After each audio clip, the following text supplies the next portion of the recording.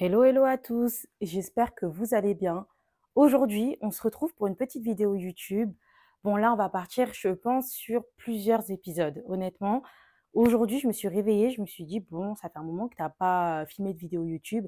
C'est vrai que moi, d'habitude, mes vidéos YouTube, ils sont très axés sur différents milieux, différents univers, parce que, voilà, on est fait de plein de choses. Et d'ailleurs, je vous encourage à exploiter tous vos axes différents. Voilà, on va dire qu'il y avait le côté mode dans les queens du shopping. Il y avait aussi les décryptages de films. Ça, c'est quelque chose que j'aime beaucoup. Il y avait aussi les vlogs de voyage. Enfin, voilà. Je proposais déjà pas mal de choses.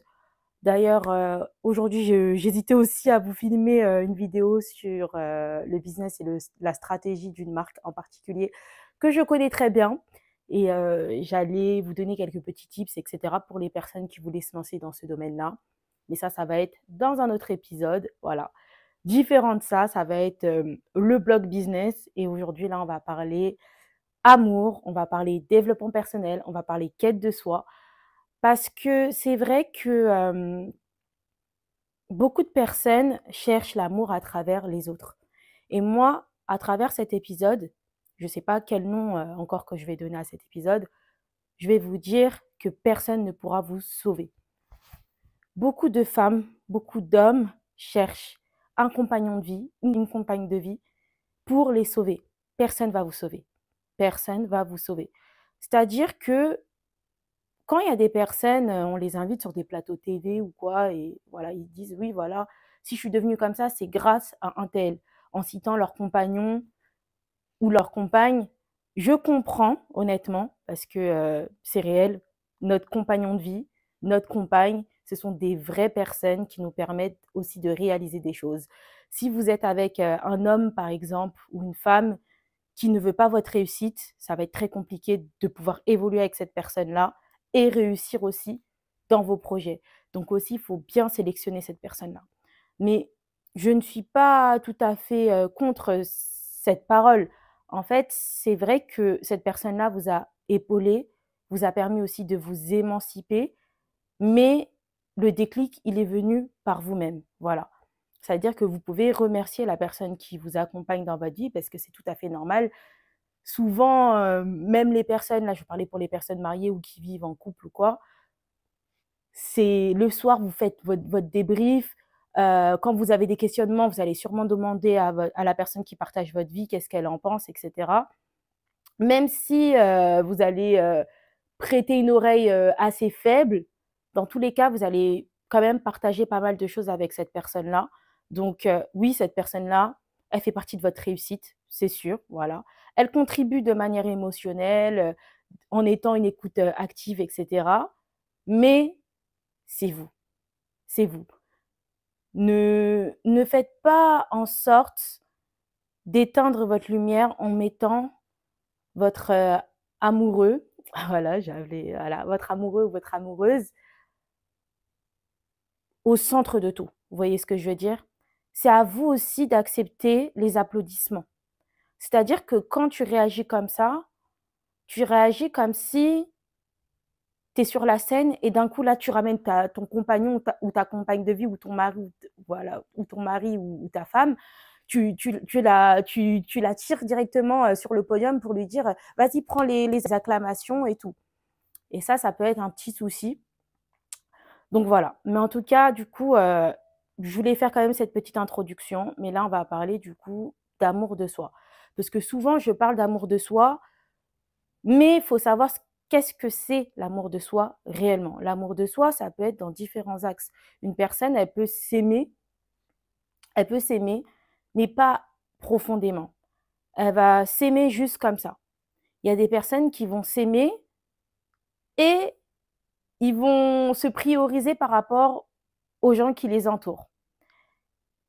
Donc quand on arrive à ce stade-là, par exemple, de prioriser sa vie par rapport aux autres, c'est qu'on décide de se choisir avant tout.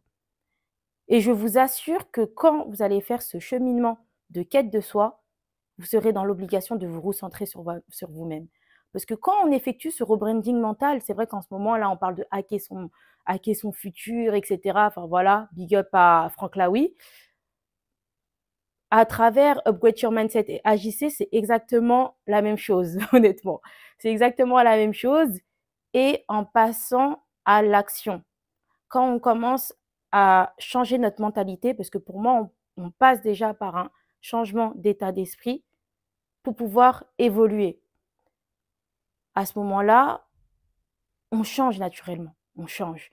On change par rapport aux personnes qui nous entourent, que ça soit, notre famille, notre amoureux, notre amoureuse, nos amis, les personnes de notre entourage, même au travail et cetera, pour les personnes qui sont salariées ou en freelance. Mais ce changement-là, il doit vous faire du bien. Il doit vous faire du bien et bien réfléchir avant de mettre en place certaines choses, c'est très important. C'est pour ça que la quête de soi, pour moi, il est essentiel de passer par là pour pouvoir évoluer, pour pouvoir s'émanciper. Il y a aussi, au-delà de l'amour de soi, parce que je ne vais pas rester 1000 ans sur l'amour de soi, il y aura sûrement un épisode sur ça, concrètement. On a aussi cet axe d'amour. L'amour n'est pas censé, et là je parle d'amour, ça peut être l'amour de la famille, ça peut être l'amour, en couple et je vais plus m'attarder, je pense, sur celui, en couple concrètement, parce que c'était avec cette idée-là que je me suis réveillée concrètement. Quand on aime quelqu'un, il faut que ça soit de manière juste. Quand je dis de manière juste, ce n'est pas de l'amour qui est censé être forcé. Quand je dis de l'amour forcé, quand vous êtes face à quelqu'un que vous aimez, donc du coup, par exemple, un membre de votre famille, vous n'êtes pas censé vous mettre de côté pour mettre la lumière sur ce membre-là de votre famille, ou même en amour, hein, ça se duplique. Voilà, concrètement, dans les deux sens. Quand vous aimez quelqu'un, ce n'est pas censé être toxique. Ce n'est pas censé être toxique, concrètement.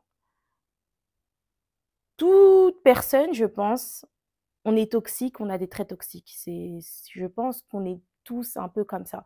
Même si on essaye de ne pas l'être.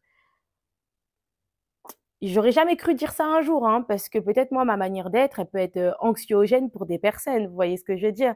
Mais en tout cas, j'ai fait un travail sur moi-même pour pouvoir être bien avec moi-même et être bien avec les autres. Et mon but, ce n'est pas de faire du mal avec les gens. Les personnes toxiques, souvent, ce sont des personnes qui ont des mal-être.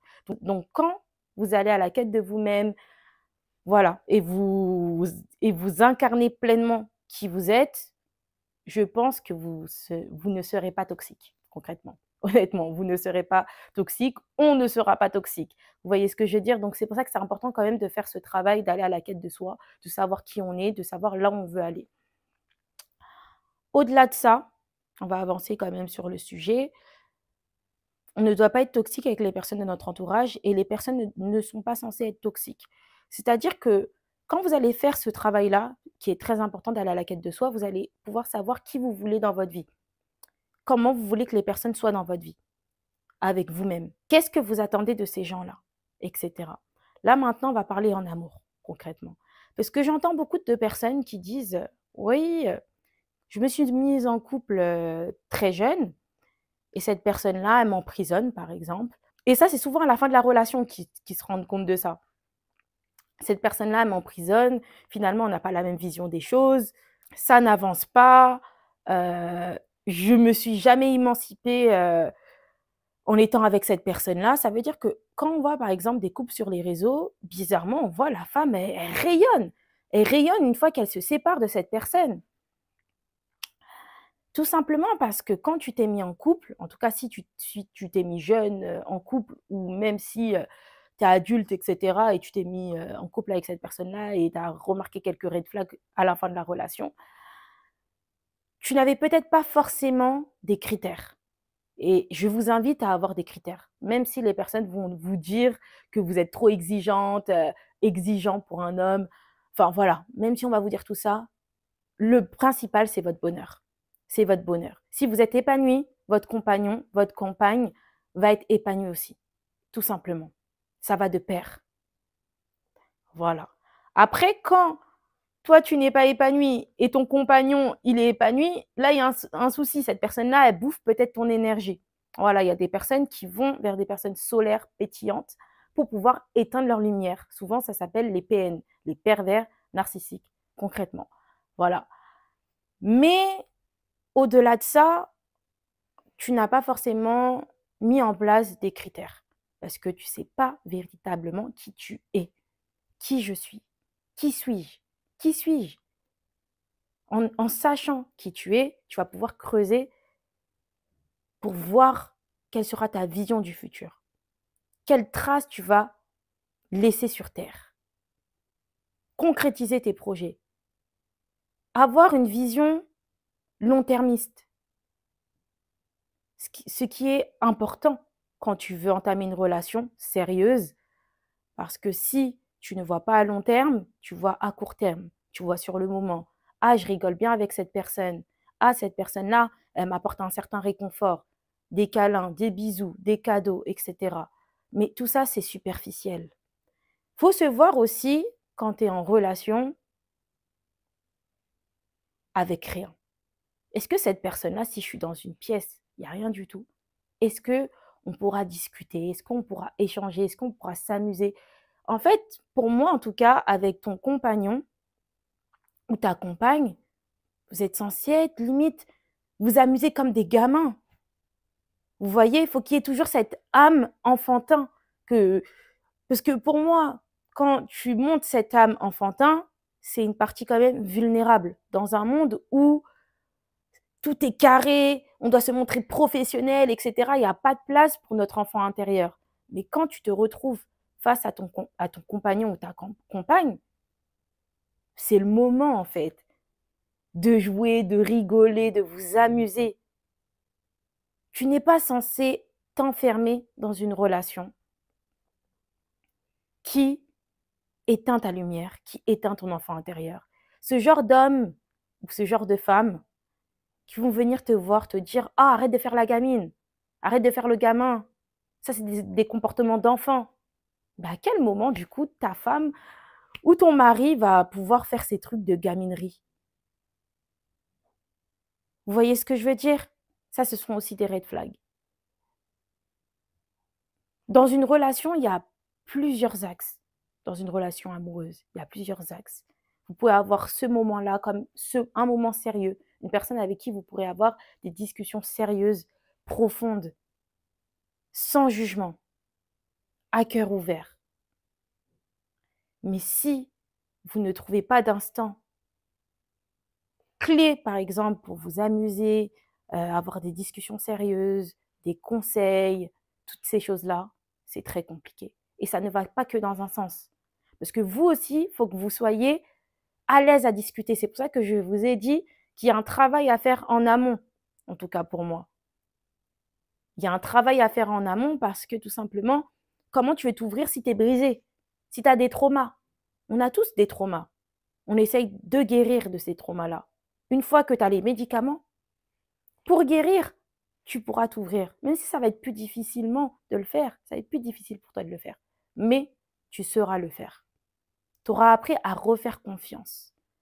Refaire confiance, mais aux bonnes personnes. Sélectionner les personnes. Vous voyez, tout est une suite logique.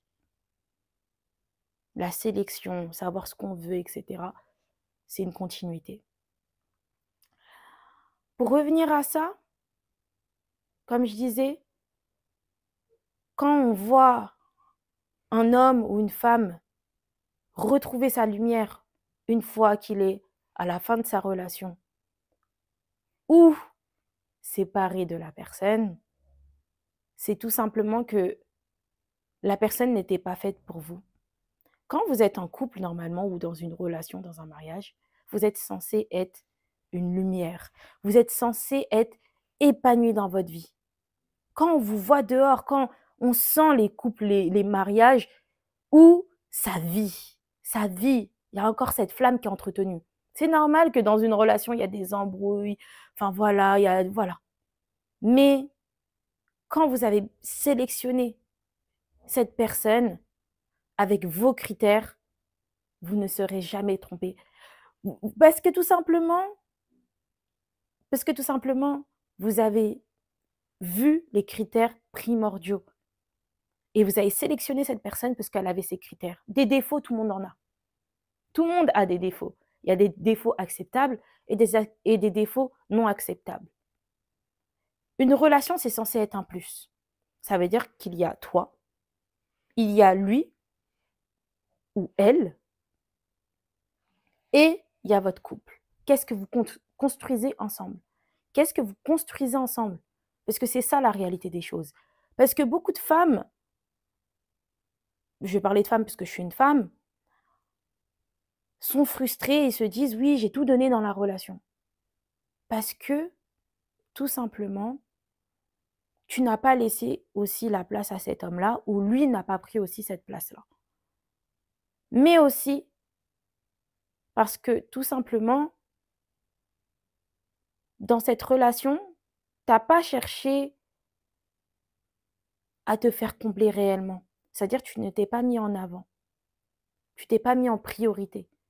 Ça veut dire que ton statut de femme, en tant que femme, et pas femme qui est en couple, tu l'as oublié.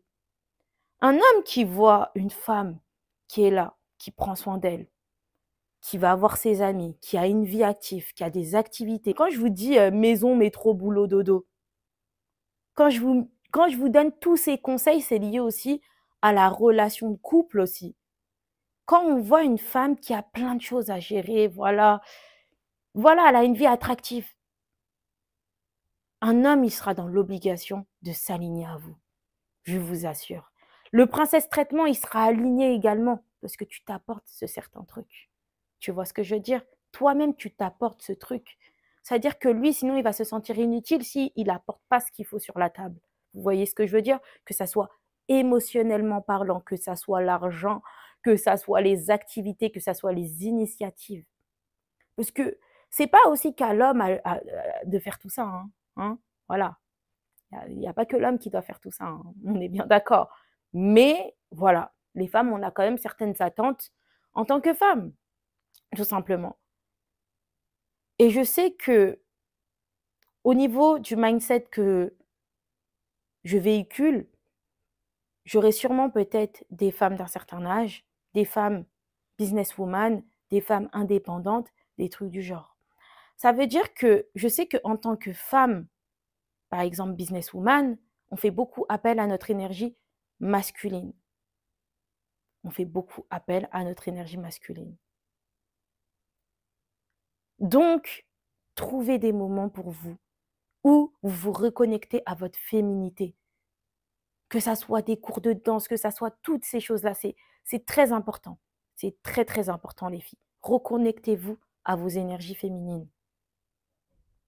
Quand tu es là, tu es que dans l'action. Ouais, voilà, je rentre du travail directement. Ah, faut que j'aille cuisiner. Ah, il faut que je fasse le ménage. Même si votre homme, il va vous aider pour faire les tâches comme ça. Il faut un minimum, vous voyez. N'attendez pas qu'un homme vous offre un week-end, des spas, des trucs du genre. Vous-même, apportez-vous aussi ce truc-là. Comme ça, lui-même, ça va pas être, comment dire, ça va être une offre, ça va être un cadeau qu'il va vous faire, mais il se dit, dans tous les cas, ça fait partie de sa routine de vie. Je contribue à sa routine de vie. Vous voyez ce que je veux dire? Cette femme-là, elle s'apporte déjà toutes ces choses-là. Donc c'est normal, c'est une continuité. C'est une continuité. Il va se dire, ah ouais, non, ma femme, c'est quelqu'un. Ma femme, c'est quelqu'un. Un homme aussi, il a du boulot de son côté. Mais moi, je ne vais pas parler à la place d'un homme. Vous voyez ce que je veux dire? Mais en tout cas, tous ces conseils-là, c'est vraiment pour que vous vous sentez bien. Je ne vais pas parler à la place des hommes. Honnêtement, non. Voilà. Et moi, tout ça, c'est vraiment des conseils. C'est pas une femme doit être comme ci, comme ça, non, non, non. Non. Pour moi, les femmes, elles ont le droit d'être comme elles veulent dans leur vie. Honnêtement, voilà. Honnêtement, j'ai rien à dire sur ça. Voilà. Mais c'est plus des conseils pour vous apporter votre paix. Et si vous avez certains questionnements, peut-être ça répond à votre question. Voilà. Mais soyez alignés avec vous-même. Un homme ne va jamais vous sauver. C'est vous, vous devez vous sauver. N'attendez pas un homme. En fait, toutes ces choses-là, ça doit être des options. Ça veut dire qu'un homme qui vous apporte des cadeaux, qui vous apporte toutes ces choses-là, ça va être des options. Mais je vous assure qu'un homme, il va voir déjà que vous vous apportez tout ça, il sera obligé de vous ramener ça. Ça va même pas être une obligation, mais ça va être dans son énergie. Un homme, il aime bien vouloir se sentir utile. Ça veut dire que vu que là, ça sera une utilité. Vous voyez ce que je veux dire? Ça va être une utilité pour lui de vous faire plaisir. Voilà, c'est dans ce sens-là, en fait. Ça veut dire que si vous vous apportez déjà tout ça, vous avez déjà votre paix, vous savez qui vous êtes, vous avez vos objectifs, vous avez une vision long-termiste, vous avez toutes ces choses-là, vos activités, etc. Vous serez plus facilement en paix dans votre relation, épanouie en tant que femme. Et vous serez prête aussi à construire quelque chose avec quelqu'un. Parce que votre vie, elle est déjà bien. Elle est déjà bien, elle est déjà construite. Ça veut dire que cette personne-là, voilà, elle doit compléter. Vous voyez ce que je veux dire? Elle doit être la cerise sur le gâteau. Donc, quand tu es comme ça, tu as moins de problématiques, on va dire. Tu as moins de problématiques à gérer. Parce que déjà, de ton côté, tu as déjà fait ton travail sur toi-même. On a tous des travails à faire sur nous-mêmes pour pouvoir être épanouis et réaliser notre vision. Cet homme-là, il va voir, ah, rien à dire, la femme, non, non, non, ça ne veut pas dire que vous n'avez pas de défauts, on a tous des défauts, hein, voilà. Il voudra tout simplement être utile. Alors que, par exemple, si vous êtes une femme, après, c'est plus dans ma vision, hein, voilà. Si vous êtes une femme qui demande tout, mais vous n'avez rien, honnêtement, ça devient plus être utile à ce niveau-là, mais ça devient plus j'ai besoin de cet homme-là pour avoir ça. Vous voyez ce que je veux dire? Ça veut dire que directement, vous êtes dans la demande. Vous n'êtes pas censé être dans la demande. Quand on est dans son énergie féminine, on attire les choses naturellement. Vous voyez ce que je veux dire? T'es pas en mode ah, j'ai besoin de ça pour aller faire mon shopping. MDR. Non, non, non, non, non. Vous-même, vous faites votre shopping par vous-même et croyez-moi que vous allez recevoir des virements ou des petits trucs comme ça, des petits cadeaux. Voilà. Vraiment, n'attendez rien d'un homme de manière financière, de manière matérielle. C'est vraiment ça que j'ai envie de vous dire. Apportez-vous déjà les choses par vous-même et un homme, il n'aura pas le choix de s'aligner, tout simplement. Et quand je dis pas le choix, c'est pas une obligation. Il va pas se sentir obligé, mais il va vouloir être utile dans votre vie. Voilà, il voudra être utile dans votre vie, donc il va faire les choses pour vous faciliter les choses, pour être utile. Mais si tu es une femme qui est constamment dans la demande, un homme, peut-être, il va le faire, mais au bout d'un moment, il va se dire, qu'est-ce qu'elle m'apporte? Moi, je ne vais pas vous mentir, la femme, pour moi, aucun homme pourra faire ce qu'une femme fait. Regardez juste le film The Straw, ça veut dire à bout, voilà, de Netflix de Tyler Perry. Une femme, elle, voilà, guerrière battante. J'ai rien à dire sur ça. Vous voyez ce que je veux dire? Mais c'est juste qu'en fait, on doit chacun s'apporter quelque chose, trouver son équilibre dans une relation. On est censé trouver un équilibre dans la relation. Mais si une des deux personnes commence à s'épuiser, la relation va s'épuiser parce que vous construisez quelque chose ensemble. Vous voyez ce que je veux dire? Donc, chaque personne doit alimenter la relation à sa manière. Une femme et un homme, on n'apporte pas forcément la même chose, que ce soit en énergie, en global. Voilà. J'ai pas envie de rentrer, vous voyez, dans des débats, dans des trucs sexistes ou je ne sais quoi. Après, voilà, j'ai pas envie qu'on me tombe dessus, mais on n'apporte pas la même chose en fait. On n'apporte pas du tout la même chose dans une relation. Donc, moi, le conseil que j'ai à vous donner, incarnez qui vous voulez être dans votre vie. Incarnez votre vision. Apportez-vous les choses. N'attendez pas d'un homme. Un homme ne va jamais venir vous sauver. Vous allez attirer comme ça souvent des pervers narcissiques ou des personnes qui veulent vous manipuler, en fait, des manipulateurs, des gens comme ça. Parce que vous allez être constamment dans la demande, que ce soit de la demande émotionnelle ou des trucs du genre, etc. Ces trucs-là, normalement, tu n'es pas censé être dans la demande pour des trucs du genre. Je suis désolée, normalement, tu n'es pas censé être dans la demande. Vous allez attirer souvent des pervers narcissiques, des manipulateurs, parce que ces personnes-là, eux, ils veulent trouver justement quelqu'un qui est à terre, quelqu'un qui est constamment dans la demande. Je veux ci, je veux ça. En fait, il va avoir comme un espèce de pouvoir sur vous-même. Ça veut dire que demain, cette personne-là, elle part de votre vie, votre lifestyle, ce sera fini. Vous n'aurez plus le lifestyle que vous voulez, que vous avez et que vous vouliez avant. Donc, moi, le conseil que j'ai à vous donner, les femmes, construisez-vous vous-même avant de vous embarquer dans une relation. Honnêtement. Il y a des relations il y a des amours de jeunesse qui vont durer toute une vie. C'est une réalité. C'est une réalité. Vous voyez ce que je veux dire? Ça veut dire que comment dire? Je blâme pas les personnes qui se mettent en relation jeune, je blâme personne. C'est que des conseils. Si aujourd'hui tu m'écoutes et tu es célibataire, tu as peut-être 16, 15 ans, 17 ans, 18 ans, bref, peu importe ton âge, même 30 ans ou quoi, le conseil que j'ai à te donner, construis-toi d'abord avant d'entamer une relation. Si tu es déjà dans une relation, essaye de construire quelque chose avec cette personne, peu importe ton âge. Pour moi, il n'y a pas d'âge pour trouver l'amour. Voilà, tu peux le trouver très jeune, comme tu peux le trouver à un âge, voilà, à un âge même de 40, 60 ans. Il y a des personnes qui trouvent leur premier amour à 60 ans. C'est-à-dire que pendant des années, ils étaient dans des relations, ça n'a rien apporté concrètement. Et le moment où ils se sont sentis le plus épanouis, c'était dans une relation à l'âge de 60 ans. Comme on dit, mariage tardif, mariage heureux, j'ai oublié c'est quoi exactement le terme, mais apparemment, quand tu te maries beaucoup plus tard, bah, c'est un mariage heureux qui va durer pendant des années, et cetera. Enfin voilà, parce que les personnes, bah, justement, pourquoi? Parce que les personnes, ils se connaissent, ils savent ce qu'ils veulent, et cetera. C'est-à-dire que ce travail, faites-le en amont. Au lieu de rentrer dans une relation et vous cherchez vous-même en la personne, cherchez-vous déjà en amont avant de vous mettre dans une relation. Parfois, après, l'amour, il nous tombe dessus. Voilà, et ça n'a rien à voir. Voilà. Et par la grâce de Dieu, plus vous grandissez, vous vous rendez compte que vous avez aussi la même vision des choses. Et donc, du coup, vous pourrez avancer.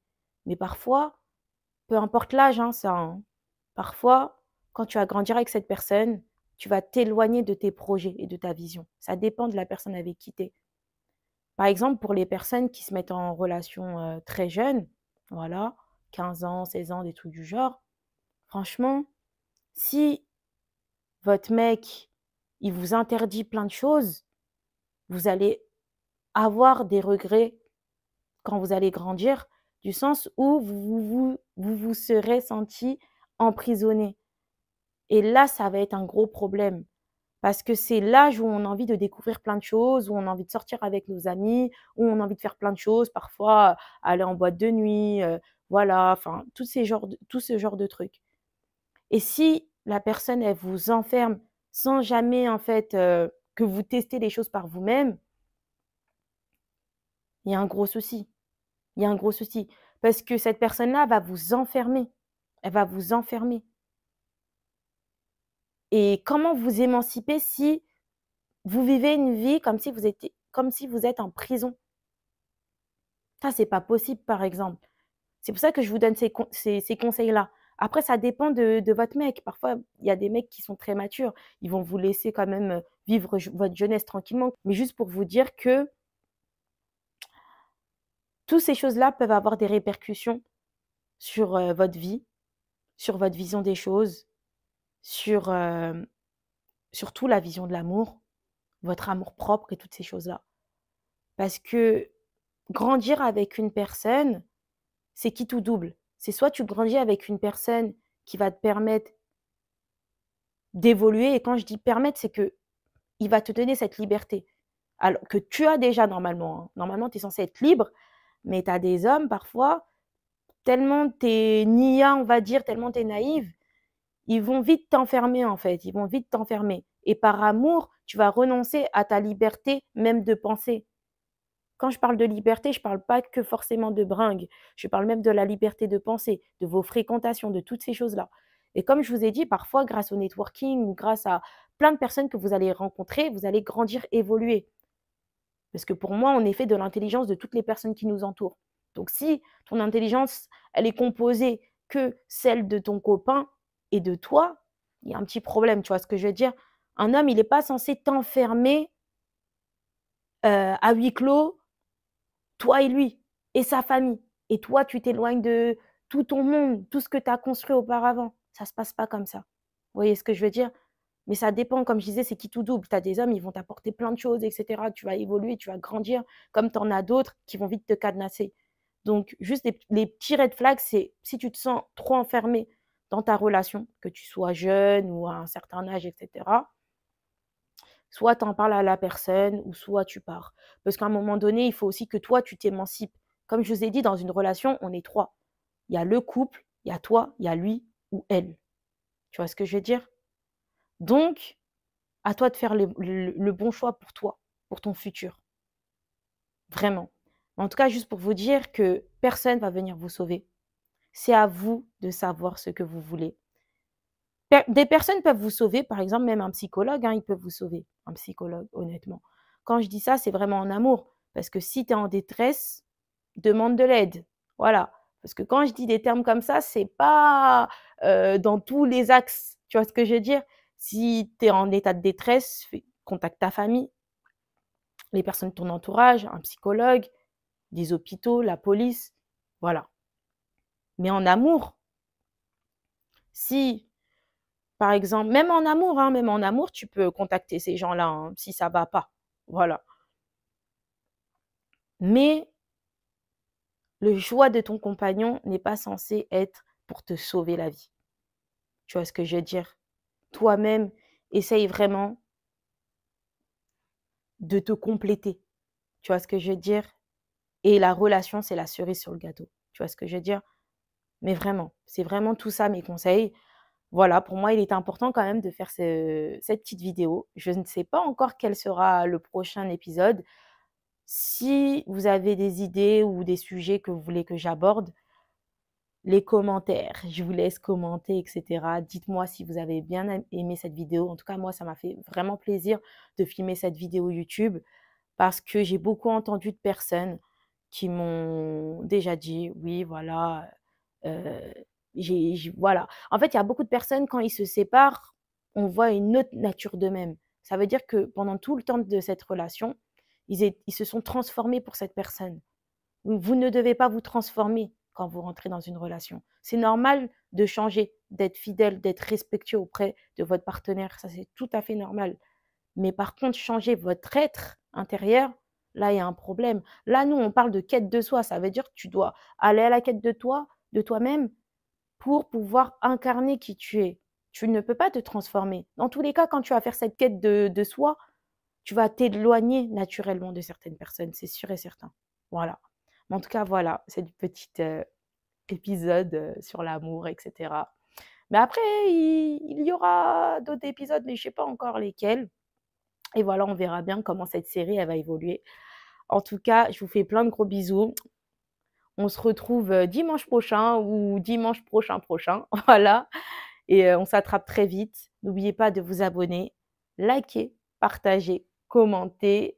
Je vous fais plein de gros bisous. Activez la cloche de notification.